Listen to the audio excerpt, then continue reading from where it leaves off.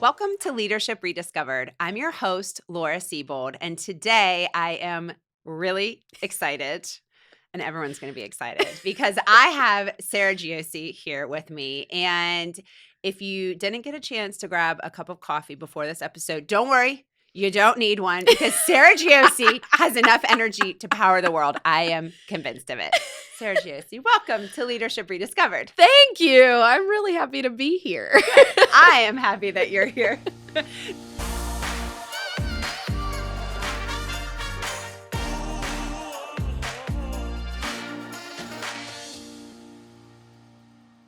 So I'll do a bio here and then we can dive into the conversation. But Sarah's official bio. Sarah Giosi is a woman of faith, widow, mother to 2 young children, and community wellness advocate.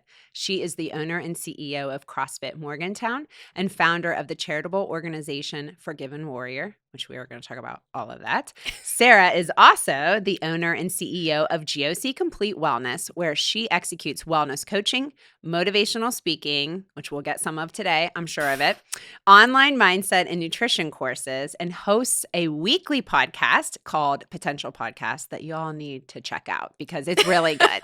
So just a plug, Potential Podcast, Sarah Giosi in the house today. I do have to disclose that we were originally supposed to get together just for coffee this morning. Yeah. And I was planning on, during that coffee gathering, asking you to be a guest on the podcast.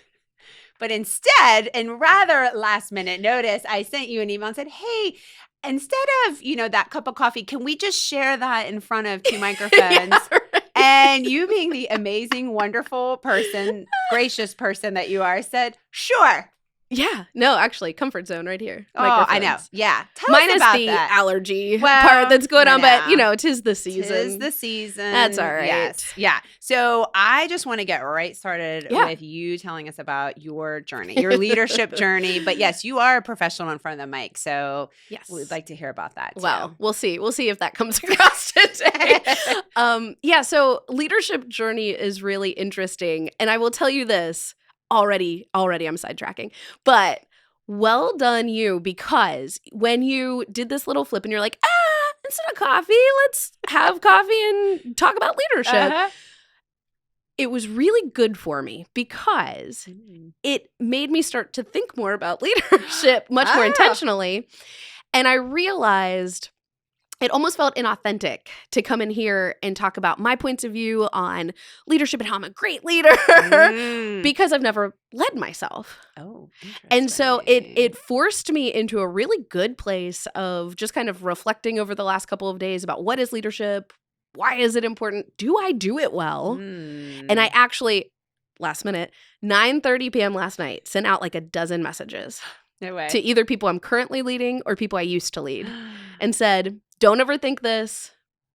I am doing a leadership podcast tomorrow. Yep. When you think of me in leadership, what do you think? And it can be good or bad. I won't be mad at you. Oh, I love that. Yeah, it was really cool. And they were still coming in. I put my phone on airplane mode because they were still coming in. I think 11 out of the 12 came back, which is really cool. You said it at 9:30 last night, so that's impressive. Which is really cool. Yeah. And it's also been another really good tool in helping me see the things that I thought were working that are, or the things where they're like, you could grow here. And I'm like, all right, add that to the journey. Oh my gosh. We've got growth to do. That is awesome. Isn't that good? Okay, we'll just incorporate that into the pre-podcast session from now on. It was a recommendation from leader Sarah Giosi. There you go. At 9:30 at night. Send out the night before so that they can't overthink it. Exactly. And that's true. You didn't have time to overthink it either because I didn't give you a lot of notice. So anyways, the journey. So leadership is this really funny thing. I think some people are born leaders. You hear that. But leadership is the skill that you can develop. Yes. And I actually think for those of us, because I will self-identify as someone who was born as more of a natural leader. I've always led. But that could almost be harder than if I was more introverted or it wasn't natural and I knew I needed to work on it. I have to be more intentional. Yes. And going all the way back to my childhood, I had all of these I just always, at the time, it was bossy. I was just bossy. Because not all leadership's good either. You can be a bad leader. True. And still leading. Maybe not great. Right. But. So I was a bossy little girl, which gives me hope because my oldest son, my 4-year-old, like he's pretty bossy. Aww. And I'm like, oh, natural born leader right there. Just we're going to mold that. Yeah. So going through, how I got to where I am now very quickly. This is the super Spark Notes version. Love it. I had some different leadership roles all throughout. After I graduated a little bit early from college to go and start working in theater, and ended up very quickly just like some of the fates, situational things put me in leadership very quickly. And I ended up in my, very early mid-20s. I was a national and international theater producer. Oh, wow. And then brought that back around to be a radio producer and on-air personality. Very and then cool. came home. And so people locally got to kind of see that side of me here doing morning radio shows. And the whole time I had special interest and also passion and also certifications and things in community wellness. Yeah. And so the nonprofit side was huge for me, really working on wellness within the community. And I define that, and we'll talk about this, I'm sure, at some point, but I say it's the 5 buckets. So it's spiritual, physical, emotional, mental, and social. Okay. And to me, that's complete wellness. That's a lot of person. people, yes. Mm-hmm. A lot of people think it's just the physical side. I own a gym. Right. Physical side's important, but all the things. It's all of it. So I've always, in these radio gigs and things, I was always kind of underlying. And then I met this man, the most incredible man on earth. And he owned a gym. So I married into entrepreneurship. Ooh. That's part of the leadership journey. Trust me. Yes. And we own this gym, and then we started the podcast, and then we have GOC Wellness. And then he did pass away. Mm-hmm. He passed away January of 2021, so we can get that out there because that's a big part of my story. So it'll come up. Yeah. And then since his passing, I have, with a pretty intimate group of folks, we have founded a nonprofit too. Oh, and that's Forgiven Warrior? Yes. Yeah, and I want to hear about that too. Yeah, so all sorts of good things, but it's kind of, if you were to look at it from afar, you'd be like, well, she doesn't know what she's doing. Theater to radio to owning a gym. It's coming together right now. It all comes together, and it's all, if you actually look, always, it was about community wellness and then how to use my voice to help impact that. So there you go. And I love that too, because I feel like you know what your strengths are, and you, through these different opportunities that you've had, you're refining to the point where you're able to use the gifts that you have, the strengths that you have, in a way that works for you. I hope so. Yeah. And then we all get the benefit of it too, which is great. So, okay, take us back a little bit, because I do want to talk about, you married into entrepreneurship, right? So I would love to hear about, what was your role in CrossFit Morgantown prior to Jeff's passing, and then, with the implosion of, everything in your life changing, right? Yeah. I'm sure it impacted not only your leadership there within the business and your businesses, but then also in your household as well. So take us through that transformation from a leadership perspective. Yeah. So just to provide this much context for people listening. So my husband was quite literally, like I have the data to prove it, one of the fittest and healthiest men on the face of the planet. Unbelievable. Because that's what we do in CrossFit. We do international competitions and things. Like he was literally one of the fittest. You have the data to back it up. It's not just, right. personal bias. And one day he got up, he kissed me goodbye, and that was it. Wow. And he had it was a genetic disorder that we did not know about. There was some family history, but like nothing to. Yeah. And he had a aortic aneurysm, and within a second, he was just gone. Wow. And a few things are really impactful about that have majorly changed me as a leader. Mm-hmm. Yes, my whole world was just flipped. Mm-hmm. And for me, the way we ran our house and the way we worked in our marriage, we had this amazing marriage. Like people, unless you knew us, I can't say it in a way that you'll believe without seeing it, because it was that good. Yeah. It was movie marriage. Yeah. That's great. It was just, it was great. Yeah. And you can kind of hear it a little bit. You mentioned the podcast. So he was originally my co-host Yes. on the podcast, and you can hear us banter. Yes. We just had a lot of fun together. And so he was my co-host. He was my partner in the business. He was in all of our businesses. Yeah. He was my co-parent. He was my lover. He was my husband. He was, I don't care how, cliche, he was my absolute best friend in the world. Yeah, he's your partner in everything. Everything. Yeah. And he was just gone. Mm. And he was also a large, if you think I have energy, oh, you have no idea. Well, I am so sad because I never got to meet him, but I have, in trying to get to know you, obviously as an extension of you, I have kind of learned about him, and I'm like, wow. I can't even imagine the combination of the two of you. It was enough that when he first asked me to go out with him, I was like, no, your energy is overwhelming. That from me. Too much. You are too much. So if that gives you anything. Yeah. So point is, that changed. And so everything had to change. I was thrown into single momdom. I had, at the time, a 1 and 3-year-old. They're only 18 months apart, so now I have a 3 and 4-year-old. It's going to get better soon. It's going to get better. Yeah, those are really fun ages, but they're very challenging. They're learning their independence. And so to do that without a co-parent can sometimes, I feel it. Yes.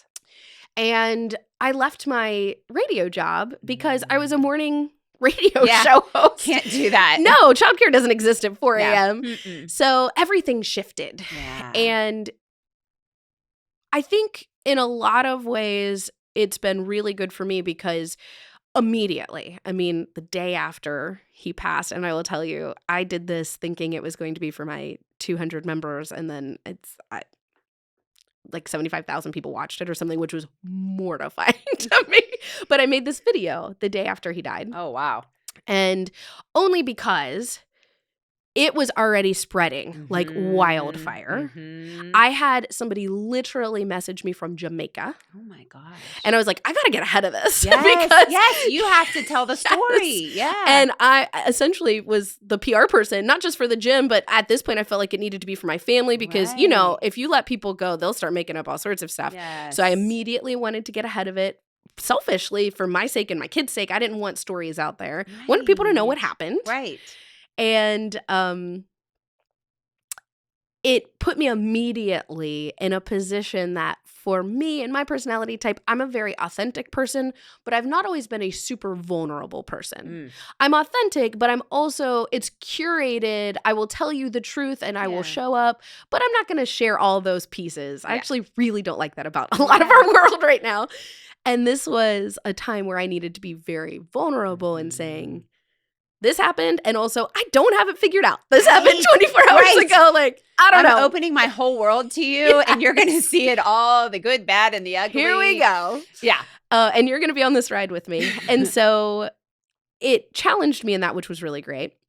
It also forced me to change priorities big time because, frankly, being an entrepreneur, being a business owner, financially alone speaking, you have good days and bad days, and you have good months and bad months, good years and bad years.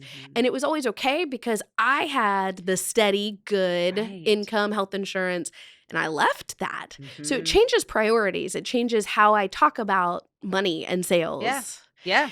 And it also changes boldness for me. Nobody's ever suggested I'm not a pretty bold person, but I think to a different kind of level now, I don't play it as safe because in an instant it can be done. Yeah. And and the motivation has changed. Yeah. Like I so firsthand felt the immediate shift of life is short. Yes. And you never know because, again, one of the healthiest men on the planet. Right. And if it can happen to him, then for the rest of us. Yeah. I'm not a pillar of health myself. So, it's how do we live our best lives? How do we do it mindfully, which is something we've always taught. And I'm big, you hear me say this a lot, but big on preaching what I practice, not the other way around. I think we get that. You practice. Yes. I think we get that backwards a lot. We practice what we preach. Yeah. And I'm big on doing the things first and then telling people about it. Yeah. And sharing the story and the Here's experience. what worked for me. Yes. Here's what can be helpful for you. And so in this sort of crushing life experience, those 5 buckets that I was Mhm. talking about, I'm always practicing keeping those full. Yeah. And if anything, it's been probably the greatest illustration. Man, I wish it wasn't, but it's been probably the greatest illustration in my business of I told you so. Right. If you keep those full, you can make it Mhm. through Mhm. the hardest things in life. Yeah. But you have to be working and keeping those full before you need it. Yes. Yes. And that's big for leadership too. We'll talk about that later, but leaders need to do that. yes. We need to keep all of these buckets full. We tend to be so driven by the business side of things and the Mhm. leadership side of things that we don't take care of ourselves, which Mhm. is not going to make us the best leader we can be. No. It's just Tell us not. the buckets one more time because they're good. Spiritual, physical, Mhm. mental, emotional, and social. Yeah. And social's been really challenged the last really all of them have been very challenged the Right. last couple of years with COVID. And that's why, again, the more we have those buckets filled before we need them, Mhm. this is why we don't wait till we're in crisis. Let's be building Yeah. this. Yeah. So yeah, my leadership journey has been interesting just in it's now been 16 months Right. since Jeff passed. So Right. I'll keep you updated because I'm still learning. Well, that's what it's all about. And that's what this Yes. podcast is all about. This is a journey. It's not a Yeah. destination. We are all in it together. We are all growing. We are all making mistakes. We're all trying to find our way. And that's one of the goals I have for this podcast is, hey, let's just start talking to different leaders, learning about them, learning about what their unique definition of leadership is so that the rest of us can learn from each other and say, oh, I never thought about leadership in that context. I thought it was just being bossy. Now Right. I've come to find out maybe Dictatorship. Yeah, exactly. Oh, Sarah does it differently. Maybe I can learn something from that. Yeah. And we can it's my way of creating a community. Yeah. I know you're very community oriented, and it's my way of creating a community of support around leadership because it's hard. And there's a lot of books on it, but there's no one single, go just pull this off the shelf and here's how you do it. And here's Right. the right way. It's got to be what's the right way for you. And your people and your project Mhm. and I think that to be a good leader, I think you should be able to be a different kind of leader to different kinds of people or for different kinds of projects or different kinds of businesses. And people don't like to hear me say that. It's like, Mhm. I'm this kind of leader and I'm going to be true to that. Well, but is that the best way for this person? Right. And understanding people. Mhm. And this is more tactical here as opposed to big philosophical leadership. But one of the things that I do when we are hiring people is they have to take the Enneagram personality test. Oh, yeah. And so for people that don't know, it's a personality test, but it's based off of what drives you as opposed to your actions. Because you and I may have the same actions, but Yes. why we're doing something may look Motivation very and different. fear. Yes, Yeah. exactly. What's your number? Wait, we So, got to find out what your I'm a number is. 3. You're a 3. 3 wing Okay. 2. Okay. So I know all of my staff members' Enneagrams. I also know all of their love languages. This is big because I want to show up and love people the way they want to be loved. And if I could not, again, we can talk all day about leadership but if I can leave people with a very practical, it's that. Get to know your staff's Enneagrams and love language because it changes everything. Mm-hmm. And so for the Enneagram side, there's a couple of things. One, if I know their personality type, then I know certain things that they may lend themselves to really well. Like, oh, you should definitely oversee this kind of a project. Right. Or I can look at their personalities and go, okay, you're a 9. That's a peacekeeper. I need to keep an eye on this team because you could get run over. You could be steamrolled because you're just going to keep the peace. Right. Meanwhile, you've got great ideas. That's why I hired you. Mm-hmm. Or you're a 1. You're a perfectionist, which can be great or terrible in a business setting because it can hold you back, right? Exactly. So I can look at that and I can help them develop in their specific areas. Yes. Then the love languages. This is probably the biggest thing. I do it and it sounds kind of frou-frou or whatever, but do it. It's worth it. There's the 5 love languages and it's physical, touch, quality time, acts of service, words of affirmation, and gifts. Mm-hmm. And so I can tell you every single person on staff what theirs is. And if you have a bigger staff and you have this be something your department head does but I like to personally know it because I love to give gifts. I was going to say, I don't care how big your staff is. You should know it. You should have an idea. Yes. And I have one person on staff right now. His name is Vince. His is quality time. And so I have on my calendar every Friday, because let's be real, Fridays, you don't get as much done anyway. Right. So there's a little chunk of time that's called quality time with Vince, always on my calendar. And he can come up. There's a little couch in my office. We do nothing. We just He hang just out and sits. chit chat and And it means something to Vince. oh my gosh. Whereas somebody that's words of affirmation, I know Yes. the more I'm praising them in the staff meeting, the more in front of a class, if they're a coach and they're in front of a class and I say, hey class, do you see how awesome they just coached you today? Or if they're gifts, it may be that incentive that's money driven. Sure. Or, and so everybody's different. Yes. And if I can meet them where they are, one, they know that I'm paying attention to them as people. Yes, and that you care. And I care. And I can value them and recognize them in ways that matter. Because frankly, a lot of times people are looking at recognition opportunities and they're spending a lot of money. It's And money. let's buy everybody the watch. And let's get them a nice new name plaque. If that's a quality time person, they don't care about that at all. No. And you've wasted money. Exactly. And you've not retained them. Pretty sure one time I ordered martini glasses because I didn't care about that Right. stuff. And I feel like I'm often driven to drink. So I'll just order that and, Right. Yes. But yeah, it wasn't meaningful for me. Right. It was a nice gesture and I appreciated the gesture, but that wasn't how I was motivated. Yeah.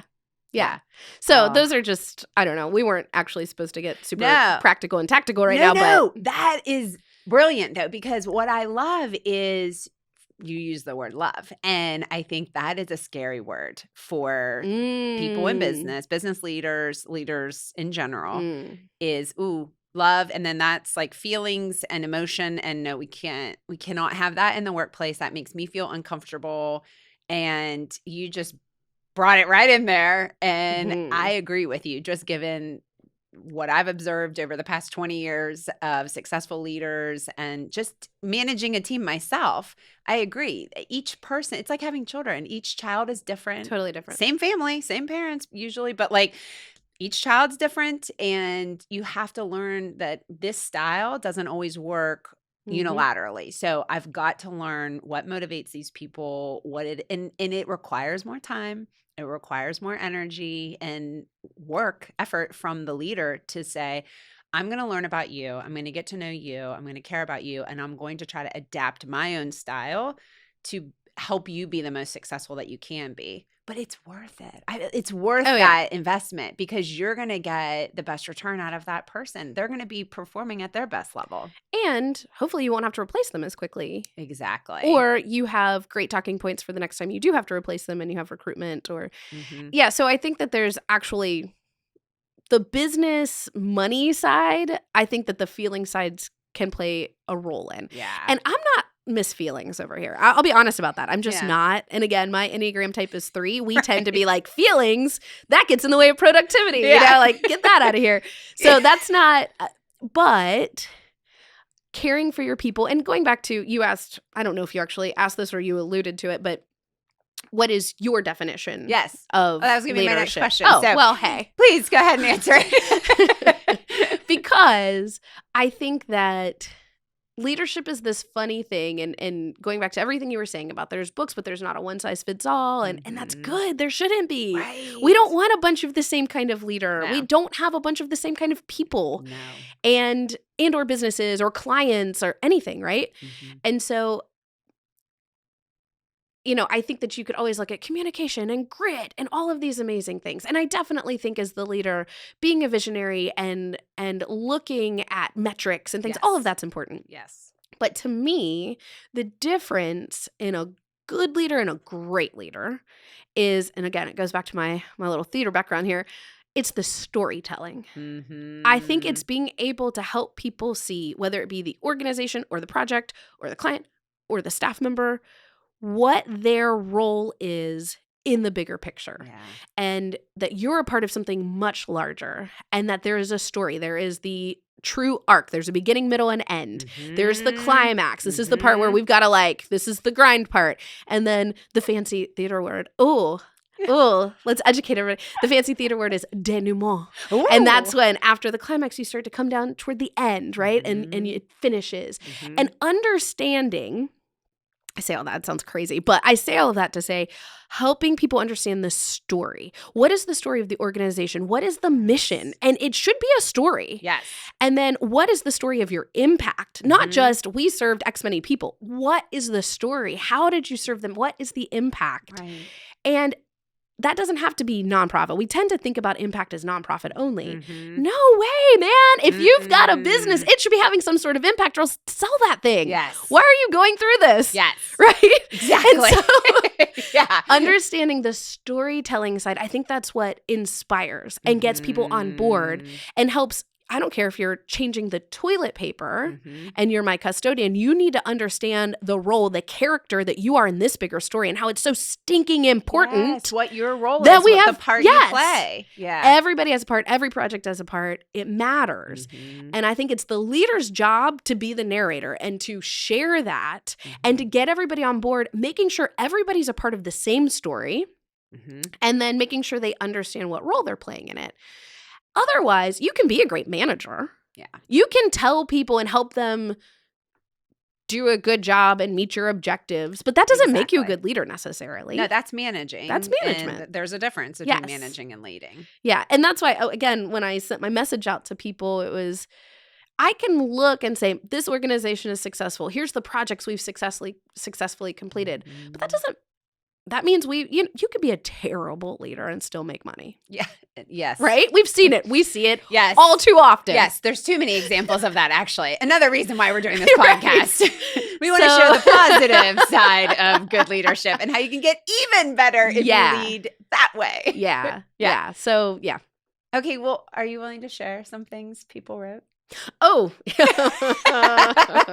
yeah, I can do that. After you disclose that you don't want to go super vulnerable. Sarah, be vulnerable with us. That's really Share funny. what's on your list. So one of the things that kind of comes into what I was just talking about, and some of these are positive. I had a couple of things that were more critical, which is awesome. Yes. And they're the ones that I was like, thank you. Yes. So exceptional level of emotional intelligence and situational awareness, reading the feel of a room or a person's demeanor well, which gives you the power of great timing, knowing when and how to say something, which I would argue is infinitely more impactful than what to say. And I was like, ooh, thank you. That was a good one. Yeah, that is a good one. But I think that goes back to understanding the people. Yes. That goes back to the Enneagram type, taking the time to do the homework. And you don't have to do a ton of homework.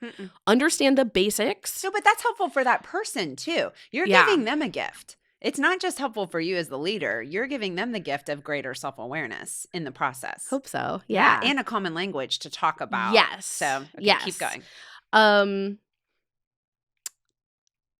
So this is one that has some of the things to work on. One of the things I respect about your leadership is that you never ask someone to do something you haven't or wouldn't do yourself, and that you aren't above any job or task. I think because of that, because you've been in every aspect, there was a time when you did struggle to let go of certain tasks. Ooh, leaders, we'll talk about that. Yeah. I've seen a lot of growth in this over the past few years. This goes back to when Jeff died, my priorities shifted. So no longer am I going to take on everything and not delegate as well because I can't. Right. But for the people you directly lead in life, you're invested in developing their whole person. It's refreshing to see a leader truly invested in their people beyond the professional aspect of life.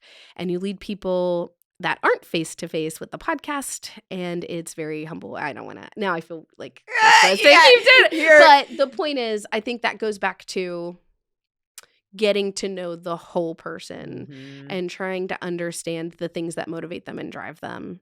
And so, again, if your words of affirmation, maybe I don't even tell you did a great job. Maybe I tell your wife you did a great job because, man, doesn't that mean something? Yes. It's that kind of stuff. And I don't know. Oh, that's huge. Yeah. One of the areas that somebody did suggest, I won't read all of these, but one of the areas somebody did suggest, and this goes back to my personality type, you're she said some really lovely things. And then she said, you're also extremely efficient in time and organization. At times, your strict adherence to this, though most likely the best way, keep others from collaborating in lieu of cooperating. And I thought that was brilliant because that's one of those areas where I'm like, ooh, and this goes back to I have different organizations and different people. Yes. And this is one where I am leading and we're only doing like a monthly meeting and I've got to get all the information out in 2 hours. Yes. And I think she's totally right about how I'm doing that because I don't want to waste people's time. I'm trying to be so efficient. that I need to actually look at that and restructure it so that maybe there's another way of communicating the updates so that we can collaborate more within the meeting setting. And let me share this information with you. Yes. Yeah. So I thought these are the types of things that I will latch on to that, and I will, by the next meeting, there will be a change. That's awesome. So I'm not going to keep reading all of these. There were some things that definitely I feel like I can talk about some of these aspects of leadership because I did feel like they were suggesting they are reflecting positives. Good. Because otherwise, I don't want to be like, here's how to be a great Imposter leader. syndrome. And everybody, all my staff is like, can't believe they had her on the show. Worst. Yeah. So. Worst leader ever. But I just sit here and think about everything that you've got going on and your personality and just life. I mean, I would assume when you were just kind of suddenly thrust into having to do everything yourself, first of all, there was probably a part of you that was like, I'm doing it all myself now, but you can't do it all yourself. Right.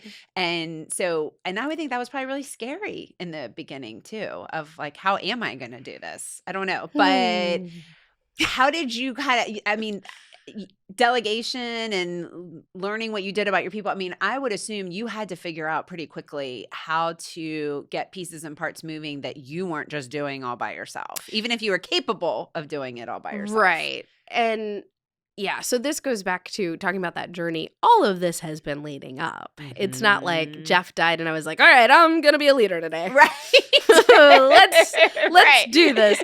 And again, I had been his co-owner. At least I was on the business kind of back end side. Yeah, so you were so I was doing there. a lot of this. Yeah. But I did have to learn totally new skills. He and I complemented each other very well.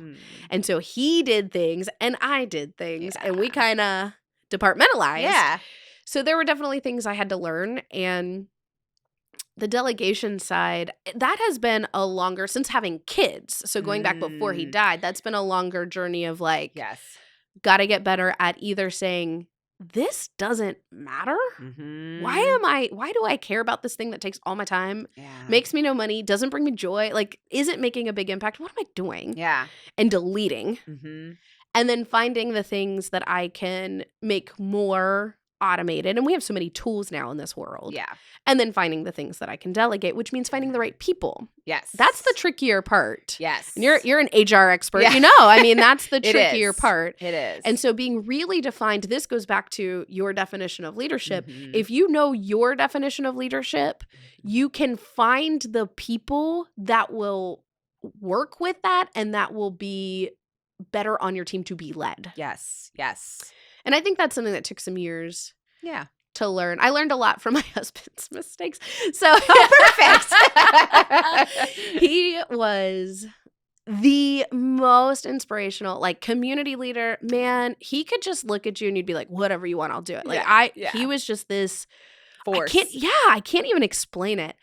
But on the interpersonal side, on the back end, he wasn't as good. He was such a good communicator, but almost too big. Yeah. He wasn't good at he the couldn't do the small. Yes. Here's the day-to-day. Here's how I train you. It's just like, all right, go coach and change their lives. And it's like, no, okay, but how do I do that? And teach them that they need to mop at the end of the day. There's also these other pieces, but he was such a big picture guy. So I learned a lot about the fact that you can be a really great leader and a really bad leader at the same time. Mm-hmm. I don't know that I knew that before. Yeah, it's kind of like you're either one or the other. Yes. But you can be both at the same time because you can be really great at leading an organization, but that doesn't mean on that more intimate personal side you're great. Or you can be really great one-on-one, and this is where I think a lot of more introverted leaders shine. Mm-hmm. But then whenever it comes to getting your community to rally behind your brand or the impact you're trying to make, you don't have it. So being able to understand that and develop both sides. Yeah. And then there's also, good leaders aren't just about people. They are also about meeting objectives. Sure. And understanding data and understanding that, like, money needs to come in or else you can't serve anybody next year because you're closed. Exactly. So there's to balance that piece of it too. Yeah. And so leadership's complex because you can be good and bad at the same time. Mm-hmm. You can have very different areas of expertise and weaknesses. Mm-hmm. And so the biggest thing is, again, that storytelling and then getting the right people to make up. Yeah. And then asking for feedback. I mean, you just gave an awesome example for other leaders of checking in with your people, because we all tell ourselves stories, but we also have blind spots about how we're doing. So I may think I'm great at something communicating, and someone says, okay, Laura, yeah, you're great at the big picture piece, but also you're not great at setting expectations and or you being never clear. show up to my meetings. Yes. Or, you run late to everything, and I don't like that because it makes me feel unimportant. Hypothetically. That may have been hypothetical feedback I got once or twice. Yeah, right.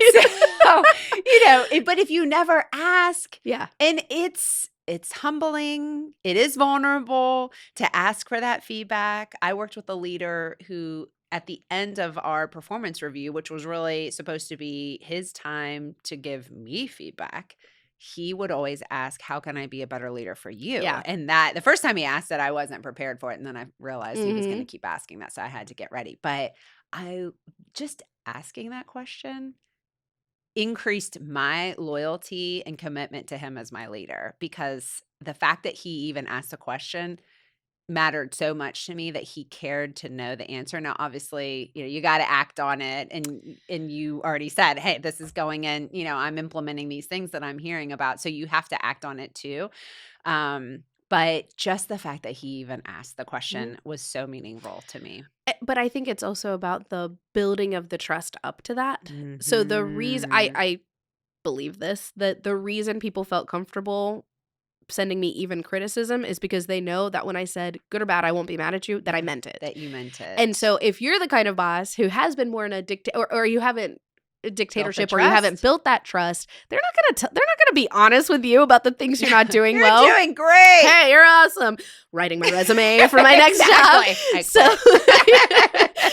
no, but I'm glad you brought that up, because I just think you can't miss that step. I think it's a really important step. And one of the ones that I probably won't have internet service to do this, but it was really moving, was one of the staff members said, if I told him to run through a wall, that wall would be coming down. And I thought that was so cool. But he was saying it meaning trust. He felt like he had built trust with me. He had watched me do the things I do. I do a weekly check-in with every single department head, or if you're a smaller group, you can do it with each individual person. And at the end of every single one, I'm like, how can I serve you better? Because going back to leadership, it's just all the circles of this. Yes. I think that another area where we all can mess up is putting these definitions on leadership and forgetting that to be a leader is to be the ultimate servant. And if that's not how you're thinking about leadership, I just don't think you have it right. It's not to be the boss. It's not. Yeah. You have the hardest job. And a lot of times we think it's the job with the most glory, or it's the job, but also it's the hardest job. It is. And there is going to be the most expected of you. Yeah. And you have to be a servant. And this goes back, this is just basic good leadership. You can look at, famous people now that study this. You can go back to biblical, and it says it very clearly, I think. If you want to be a great leader, you have to serve. Yes. And I think we mess that up a lot. Yes, I think so too. Over the course of my career, I've always been impressed when employees came to me and said, I don't like being a leader and I don't want to do this anymore. And I would say, thank you. Yeah. Thank you for knowing that. Thank you for saying that. And thank you for recognizing that it's okay to say, I don't like this, or I'm not good at this, and I don't want to do this, and I want to venture into maybe a different career path. Because I do think sometimes people feel that that's the path you have to take to make the most money. Not interesting. Necessarily. I think it's the path to lose the most potentially. It has the potential for it, but anyway. For sure. Like, if I want to grow and, like I've arrived when I'm leading other people and it's hard. I mean, to do it right and to do it well, it is hard. And really if you want to break down the money piece of it, you're actually probably losing money. Yeah. If you want to break it down by how much hours, how many hours you put into investing in others, So again, there is a return and there's a payoff for doing that. Yeah. But there's you've got to potential. check. Yeah. You've got to check your motivation, I Mhm. think, around why do you want to be a leader? What is it that's appealing to you? I think that's so good. I think that's because I also think we're just in a world where it's all about success, Yes. achievement. And you don't have the achievement unless you had the promotion, unless you're in the higher leadership position. The title, the money. And we're just not all supposed to be leaders. Mm-mm. And even, so this is, again, part of this growth piece is, and part of the growth since kids and since Jeff passing, it continues. But especially those people that were kind of born leaders, we tend to look around and think, well, I can lead that better. Or not even better, yes. but like, you need a leader? Great. Yeah. I'm the girl for the job, right? That's me. And that's so wrong. And one of the things that I actually daily pray for is wisdom to discern when to be a leader and when to be a follower. And I think that's really hard. And even within my own organizations as a leader, there are times, this goes back to this, whatever that criticism was about, there had been times where I couldn't let go of things. There were times when I have needed to give a project over and be the follower. And I'm getting way better at it. Because I'm like, I trust you. Go do that. Yeah. But it's knowing big scale, little scale, when to be a leader, and not to think that being a leader means you have to lead a corporation or a business. You can be a leader in your home in huge ways. In your community. And even if you are very introverted and this, like, all of this makes you feel very uncomfortable, if you're out on the rail trail and there's a piece of garbage and you pick that up and put that away, that is actionable leadership, especially if someone else sees you do it. And not that you're doing it to be seen, but that's actionable leadership. We think too large scale with leadership. I agree. We can be leaders on such micro scales that make major impact, especially if you're in a household situation. Like, oh my gosh, yes. And there's so much of that kind of hidden or quiet leadership that's happening all the time, all around us. And you're right. I think everybody's looking for these big splashy moments, but it's really more of those little moments that just accumulate day in, day out. The weekly check-ins that you're having with people, the time that you take to find out, how they're wired, what motivates them, how can you best recognize and reward them. All of those things, it may just be a simple, hey, great job today, or hey, I told your wife that you did a great job today, and it may seem simple and quick and, but all of that starts to add up. And it's those, smaller, quieter, hidden moments too that matter to people. Absolutely. Okay. I got to hear about, you got a lot going on with all your businesses and then Forgiven Warrior. So just walk us through what each of these businesses do, your role in them. And I just want to hear all of it. So everything is under a greater umbrella of community wellness initiatives. Okay. Love it. And so it kind of divvies out. So we have CrossFit Morgantown, which is a CrossFit gym, but I tell people it is not whatever stereotype you have in your mind. Picture that and then go to the opposite. Good to know. If you come into my 11:30 class, there is likely 20 people there. 3 of them are 75 and older, and then there's probably 4 pack and plays of like moms with little babies. And we're just not whatever your stereotype is. And one of the things that I'm really proud of with this business is our values. So our values are friendship, love, loyalty. And in a membership of about 200 people, I would honestly, like, I'm not a gambling lady, but I would put money down that if you asked any of my members, any of them, what are the values of this organization without skipping a beat, friendship, love, loyalty. And because if it's going to be our values, we're going to make sure everyone knows we're held accountable, they're held accountable. It matters. You're preaching what you practice with that. Yes. That is the goal. And so everyone is on board. And we are a business that, not that we turn people away, but I have said, I actually think this place would be a better fit for you. Yeah. Because I really want to be the fit for you. And I really want us to make an impact on your life. And we're not a fit for everybody. I don't think anybody should be a fit for everybody. No. Then you're just not doing it And right. there's enough options that Yes. if it's not the right fit, they can go Yes. somewhere else. Yeah. So it's all about being fit to serve. This Oh. goes back. You see this common theme, right? I love because when we're not well, we just can't serve the world the same way. We can't live up to our purpose on this earth. And whether that's as a leader or as a mom or, I mean, as anything. Yes. A human being. Yes. Right? So we're just trying to help people be well. And we focus on those 5 buckets within the gym space. We do a community service project every month. And they don't have to, but... And so we partner with all sorts of organizations over the years. We put that fit to serve in action. We do a social event every month working on that social bucket. Oh, I love that. We've actually had a couple of people come to us because they didn't care about the physical work outside, but they wanted to build community, and we're working on that. And we've had a couple people, we have a couple counselors in town who have recommended us for children or for clients that have social anxiety to help because it's such a nurturing, supportive environment. place. So really proud of that. Anyways, that's CrossFit Morgantown. We also get you real fit. So it's not the throwing up and all that stuff people see, though. It's not, dudes flipping tires. Yeah. It's me. Like, it's however you can mix lifting weights, which is so important for women. Yes. Ladies, I'm going to take a second here because this is my little wellness PSA. Yes.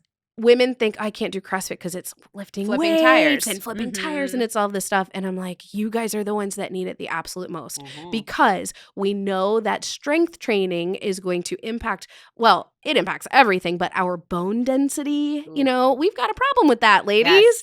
It's going to impact how we move, how we function in everyday life. And we are leaders. Yes. I don't know a single woman that's not a leader. I'm sorry. I don't know a single one. Me neither.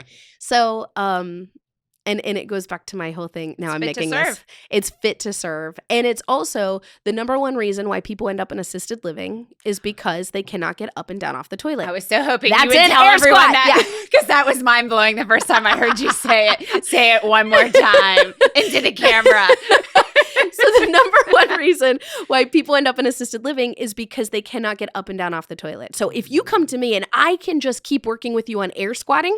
Yes. That's what that is. Yes. That is what that is. I could help change quality of life. And so it doesn't have to be back squatting 800 pounds. I've got to keep you moving in ways that are very functional. And that's what CrossFit is. It's cross-functional fitness. How can you deadlift something? Yeah, we might do it with a bar and weights in the gym, but actually I'm showing you how you pick up the couch to move it. Sure. Yeah. Or a kid. How do you throw a kid up in the air in a safe way? Without throwing out your back. So yeah, it's all about safety and living this life better. So that's CrossFit Morgantown. Okay. Love it. Yes. Can you tell? I just love that place. I love it too. And I don't even go there. That's why I'm trying to get her to open up one closer to me. Yeah. Yeah, maybe like a satellite. Yeah, we'll just satellite. travel around. So then we have Giosi Complete Wellness. Okay. Yes. And this is where I do a lot of, I have an office in the gym for Giosi Complete Wellness, like in the same space, but I do wellness coaching. Awesome. And so we look at these 5 buckets because there are health coaches and there are clearly physicians. Yes. And there are therapists and there are all of these different things. I'm none of those. I am a wellness consultant. And so I work with you on these 5 buckets, and it's really about building habits. How do we build habits slow, build momentum over the long term, not instant satisfaction, which is so hard for us. How do we sustainable behavior change? That is going to make huge impact. Yeah. And I do a lot with mindful eating. I'm very anti-diet, which is very confusing to people. But again, I don't think it's sustainable to diet. No. And if diets work for you, then why do you have to keep doing them? Why are you on another one? That's a good point. Well, but Sarah. that diet really worked for me. Okay, but then why are we talking about it then? Why are you doing it you again should just or be trying a different one? Or So it's about, and for me, that's really how we view ourselves. It's mindset and it's positivity around body image for women. I do a lot of body image work, do a lot with young women. And this is where you and I really connect a lot on that. Yeah. And I do the podcast. Yes. And gosh, I have courses. I have an online course that's 28 days and it's positive affirmations, and it's psychology. It's understanding what's your relationship to your body. Mhm. What's your caregiver's relationship to food when you were growing up? Mm. Right? Yeah. Mhm. And we start to break down just so that we can understand our mindset, because that's where Yes. everything starts. Yes. So I do All that. the habits and all Talking of too much that. because I love this No, stuff. my gosh, I love it too. Keep going. So keep that's going. Giosi Wellness, and I do a lot. So I do individual, we do executive coaching, all sorts of things, Awesome. where we bring in, we're trying to make healthier communities as a whole. Yes. Then there's Forgiven Warrior, and this is my new baby. And this is the charitable organization. And so Forgiven Warrior, my husband had it tattooed on his body. Oh, wow. So that's where that comes from. Immediately I said, this is what we're calling it. It just like didn't even, there was no hesitation for me. And we fundraise, look, how much time we have? Because I get too excited. You're good. Keep going. We are focused on community wellness initiatives. But here's one of my biggest pet peeves. And this is for all the leaders out there, whether you're here locally or like, I don't care. Wherever. I think we have a real kind of problem, certainly in our community, duplication of services. And people saying, well, I want to do this thing. And it might be a great idea, but they haven't done their homework to see that other people are already doing it. Or they say, I know they're doing it, but I can do it better, as opposed to trying to feed into and collaborate with and partner with to make something that exists better. And so what happens is we have this oversaturation. We have people fighting over nonprofit funds, and it's so gross. Yes. And we can't make impact. Exactly. You just can't. Yes. Everyone's just getting in each other's way. And it's all in the spirit of trying to do good things. Yes. And I think a lot of that does come down to, I hope I don't offend anybody, but I think it comes down to ego, and we want to do it our way. We want to do it with our people. We want to take the credit. Yes. And instead of looking at our community and going, actually, we're just really sick and we just need to do something about it. So this organization, when I say we've started a charitable organization, the main focus and goal is to help take wellness initiatives that already exist and amplify them, and to either help fundraise to that, because maybe I've got some resources for fundraising that they don't have, to maybe pour into that, or to build connections. So can I, because of this organization, we have a great connection with this physical therapist. Can I partner them with Meals on Wheels? Yeah. So that they're teaching the volunteers how to stretch before they're in a car for 6 hours driving meals around, or things like that. Like how can I get nutritionists to partner with our local food pantries so that we're distributing food to people who need it that's also going to serve their bodies and fuel them and help them to be better and not more sick. Yes. So it's about partnering. That is so cool, because you're just connecting. I'm the connector. Building bridges. Yes. And so we fundraise to help with that. We do some corporate trainings. And we are a baby. This is our first year. We've already done some things, which is really exciting. But how can I partner local gyms with, certain kids activities and things like that to just be building this up? I love it. I love that concept. I mean, because you could have started out like, well, we saw a need with, even though there's all this duplication, we thought, well, let's just start another nonprofit. And instead you went in a totally different direction, which I love. Like, theme of this episode for me is like Sarah Giosi gets rid of all stereotypes about wellness, about leadership, about CrossFit, about just all the stereotypes going out the window here, which I love, because you are doing it your way, but you're doing it in a manner that serves and that helps. Truly, I hope, serves a need. I mean, that's the goal. Yeah. That's the goal. And getting people telling the story, helping people understand, why is our community sick? We hear it all the time. We know the statistics. We know we're 50th or 49th or but why? And so once we start to break down that why, let's tell the story of how we can change that. And then let's start to have this organization understand this organization's story and work together so they can do it together, as opposed to everybody working in these little silos. And like you said, fighting and competing Yes. instead of working together and having, strength in numbers, much stronger impact if they just collaborate. That's what community is, right? Yeah. It's when we actually bring people together to do something. What a novel concept. I know. And so community service is always funny to me because everybody's fighting for volunteers and fighting for the last donor dollar and I'm like, or we could just all come together. Yes. And I think, there are organizations, I don't want to say that don't do that. I think something like United Way that's, they do that. And I have a rich history with United Way. And so it's not that these things aren't being done, but I think that the actual partnering together, because even United Way, they're raising funds and getting the community excited, but then how are we getting the organizations within that are getting the funding to partner with each other? Exactly. And know who each other, I mean, it's amazing to me. So many people don't even realize there's other agencies out there, like you said, that are doing this overlapping or, redundant work. Yeah. So those are and again, all of that though is under one big community wellness initiatives, making people better, literally wellness, so that they can go out and serve.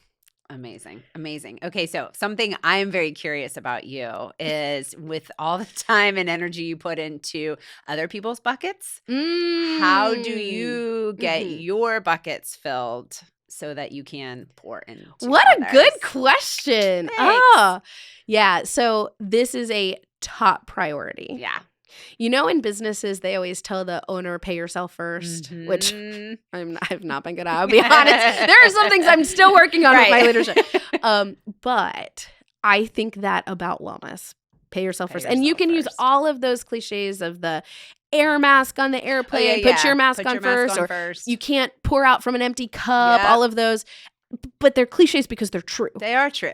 Yes. They are very important. Yeah. And so personally, I have time set aside on my calendar every week that is blocked out. And it's a non-negotiable blocked out time with rare exception that I have childcare and I'm blocked out at work. So I have neither of those things. Perfect. And because the flip side of all of this that we didn't I have two amazing kids. And again, Jeff had a lot of energy. You've met me. Can you imagine what my 3 and 4-year-old, and they're healthy. So their energy, they're not like lethargic sitting on the couch. Laying around. Yeah. Nah. This morning at 7 a.m. They are very well. Oh, they're well. And this morning at 7 a.m. they had their little baby shirts off and and Arlen said, "We exercising." I was like, oh, it's too early, guys. Even for me. Quite have your energy level just yet. Give me a minute. So that is huge for me. Yes. And how I pour into them. And what's cool is I do try to incorporate them. So this morning they knew as I was getting ready, Arlen told Mackie, that's their names, Mackie, Mommy's got an interview today for a podcast. Like he knows. Oh, they're incorporated into. They're a piece of it. Yeah. And we talk, sometimes I'll throw ideas by them. I love it. And I know that they're 3 and 4, but we do a family meeting every week. That's awesome. And we talk about what's coming up for the weekend. Do they have ideas? What are things we can do better? And going back to values, we have family values. And again, I've been super public about these because it's accountability. It's also like, we're going to live this life. Yes. Don't be a butthole. I love it. Do be a helper. Do hard things hard and live with gratitude. Oh. And we incorporate that into our absolute everyday life. And there are moments where my little angels will turn it on me and be like, "Mommy, I think you're being a butthole." And I have to self-evaluate there and go, okay, this is a moment where I will take that. Yes. So, I think looking at all of these things, knowing where your priorities are, having the values, running things through those filters, and then having the time to say, all right, I also know I need help. So I do have some help with childcare 3 days a week for, a handful of hours so that I can get true work done. Right.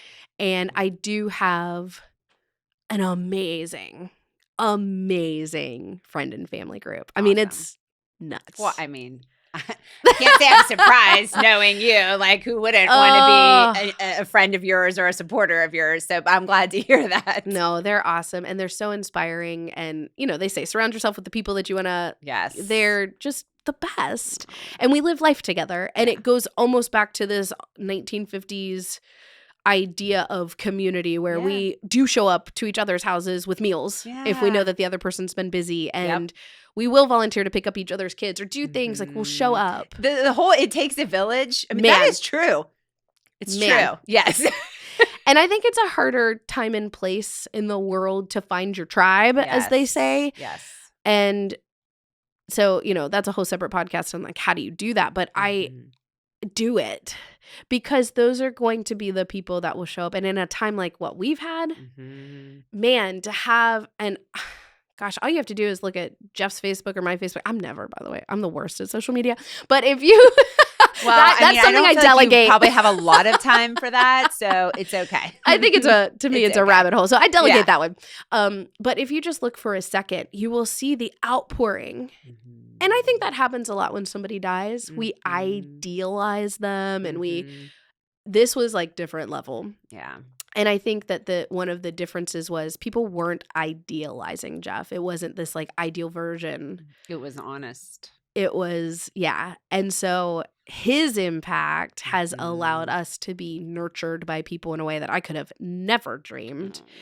And so for me, self-care is about building those relationships and having your people.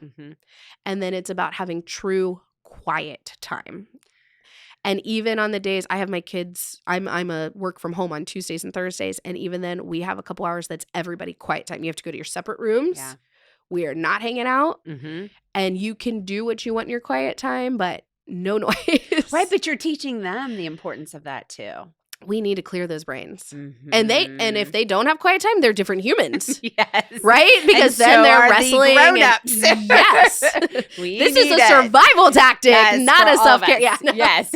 So I think quiet time blocked out, and it's different for everybody. My personality type, I love to sometimes just sit and do nothing on the couch. And we frown on that. We frown on TV. We frown on couch time. I'm like, no, know your personality type.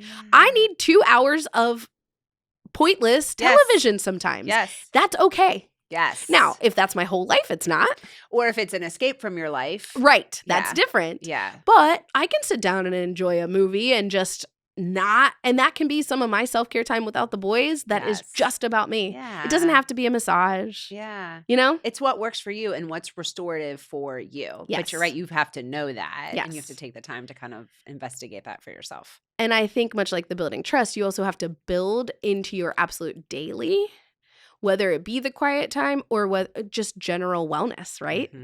How am I filling up my buckets each day? And you might not every day fill up every bucket, but am I working out? Am I eating in ways? Again, I'm anti-diet, but I want to eat things that are going to make me feel good. I know, look, I love to go and have some queso and chips like all day, cheese quesadilla, bring it on. But I also know I immediately want a nap. That's a sign for me that that's not the thing to fuel me. Doesn't mean I don't do it sometimes. Yeah. But you know what I it need to be does fueled. for you. People say I'm so energetic. I'm like, yeah, because I've fueled myself today. Exactly. And you have to be. I mean, you have to show up every day. Yeah. And so it's not about a size. It's not about a perfect body. And I think when we start to remove those things, that's the stuff that gets in our way. Yeah.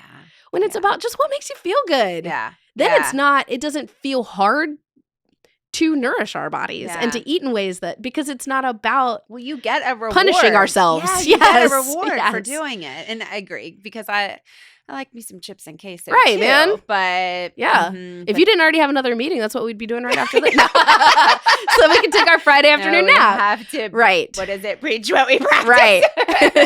So the point is, I think that self-care being built into every day and then actually having true blocked out time. And it's the first thing people want to give up. It's the first thing they want to sacrifice. And it's the last thing you should. Non-negotiable. That budget sheet can wait actually because you need to take care of yourself. And if you do, you will be healthier, more energetic, more focused. We understand the science now. You have Google, guys.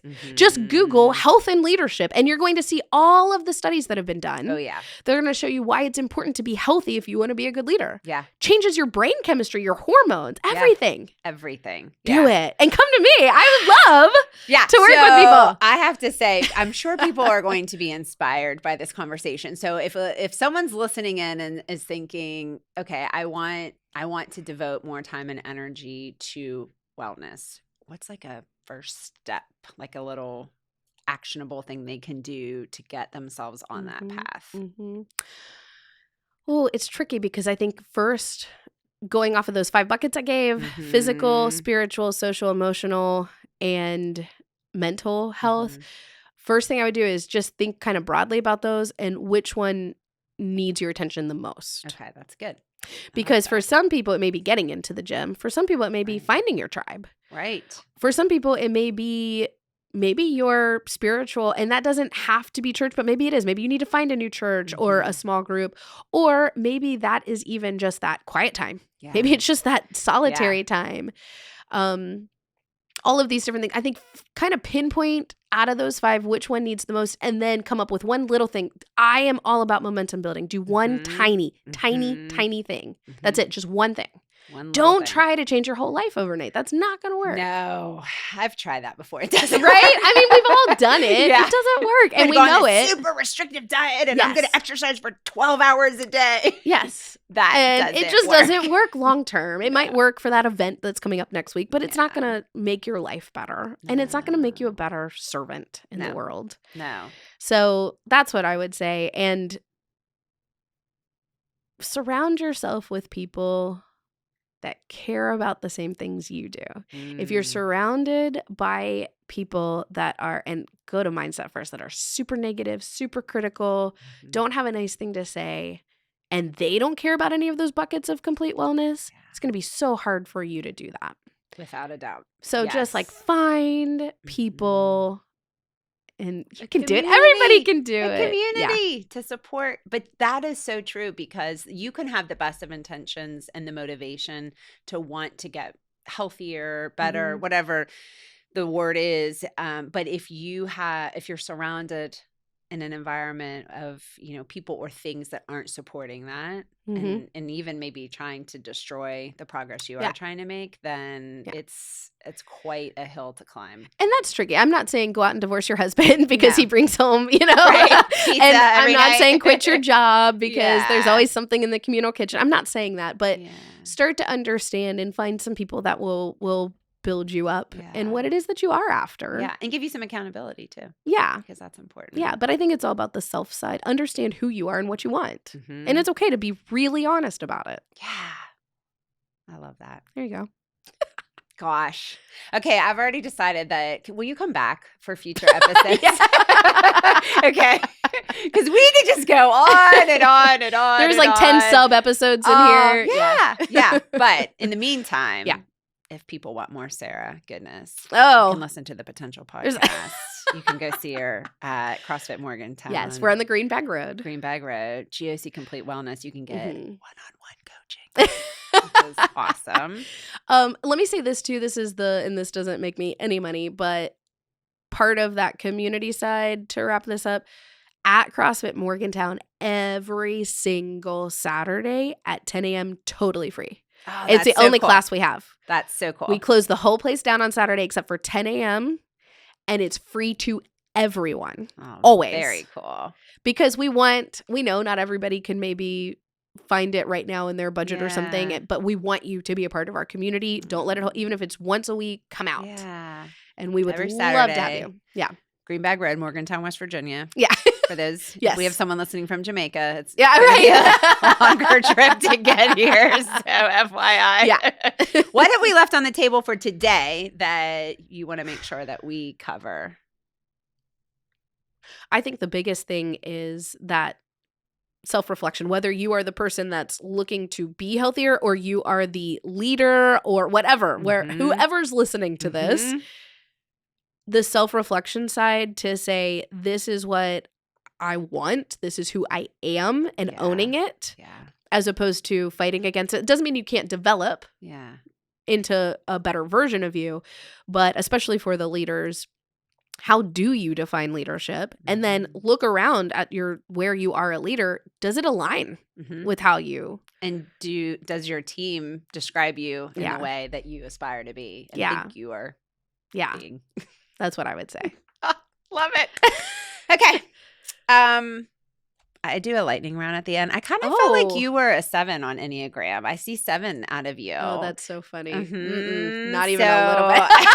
So- A little bit. Can we be 7 and do a lightning round? Yeah, absolutely. My husband was an Questions? Uber 7, by the way. I Didn't even that have a makes wing. sense He to was just me. nothing but Just 7. Full 7 all the time. I love it. Okay. We will do a 1-minute lightning round to answer. Well, this will speak to maybe the competitive achievement side. Answer as many questions as you can in a minute time. Oh gosh. All right. Yeah. Nervous. We'll see how we do here. Okay. Let me set my timer. On your mark, get set, go. What season best fits your personality? Fall. Okay. I like how you're like, duh. Well, I wanted what's to make sure it wasn't season of life like motherhood. Or, Oh. No, fall. Okay. What's your most used emoji in text? The heart eyes. Oh, I like that Yeah. one. Okay. What book, song, movie, podcast has had the greatest impact on your life? Ooh, anything Ryan Holiday. Okay. Very good. What's something about you that surprises people when they first hear it? I was a traveling puppeteer once. Okay, on the next episode, Yeah, right. we'll be talking about Sarah being a traveling Had a lot of puppeteer. weird jobs, yeah. Very interesting. Okay, fill in the blank. I spent too much money on. Ooh. I stumped her. Oh, you did stump me on this one. I Yeah. just don't spend a lot of money. Probably. Oh my gosh, I don't know. I'm trying to think. Maybe coffee. Coffee. Probably Ooh, coffee. Ooh, I like that choice. Okay. Jeez, that one I took know, up all I my stumped you. I'll time. ask you one more. What celebrity would you want to play you in a movie? Oh, I love Candace Cameron Bure. Jeff and I, my husband and I, we used to call her CCB because we were obsessed with the Hallmark Christmas movies. Oh. And we knew her so well as Same. CCB. CCB. So yeah, DJ Tanner. I'd love for DJ Tanner to play me. DJ, yes. She would do Yeah. a good job. Okay. Yeah, although going back to the 90s, Boy Meets World, the girl who played Topanga, Mhm, I get yes. people tell me all the time that, Really? which I don't see at all. And actually, I almost see. don't like that. But I don't see that. maybe she'd be a good I fit. could see CCB. I- Yeah, I I love me see, some like, CCB. Yeah, the energy and the Queen of yeah. Christmas. All right. So- Also on the next episode, Hallmark Christmas movies. Okay. Thank you so Yes. much. I just love you and your energy and everything that you brought to this conversation. There was so much that you packed in. Typical Sarah, you were very efficient. You packed in a lot to this and the timer went off again. All So right. this show was supposed to be over 15 minutes ago. Exactly. And with that, we will wrap the podcast. But thank you again for being here. Oh, and thanks. You'll come back. Hey, this is Yeah. better than our little coffee date. This was fun. No, this was really fun. No, Thank it's you not for better. being We'll do here. that too. Okay, very good. All right. All right, that's all the time we have today, folks. Thank you for joining another episode of Leadership Rediscovered. Shine bright, everyone.